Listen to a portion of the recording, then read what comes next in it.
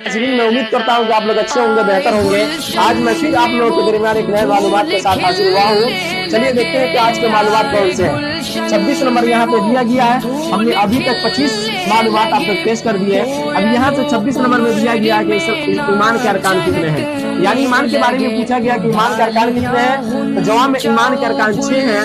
Number 1 अल्लाह पर ईमान लाना, number 2 फरिश्तों पर ईमान लाना, नंबर 3 आसमानी किताबों पर ईमान लाना, नंबर 4 रसूलों पर ईमान लाना, नंबर 5 क़यामत के दिन पर ईमान लाना, नंबर 6 तकदीर पर ईमान लाना। ये रहा ईमान के अरकान। 27 नंबर में कहा गया कि शिर्क किसे कहते हैं। जवाब था अल्लाह ताला की ज़ात और सिफात में किसी दूसरे को शरीक करना, ये शिर्क कहलाता है। और शिर्क एक ऐसा गुनाह है जो अल्लाह रब्बुल इज्जत कभी माफ नहीं कर सकते हैं। जब तक इंसान सच्चा तौबा न कर लेता तब माफ नहीं हो सकता।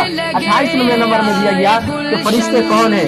जवाब अल्लाह के वो नेक बंदे हैं जो नूर से पैदा किए गए हैं।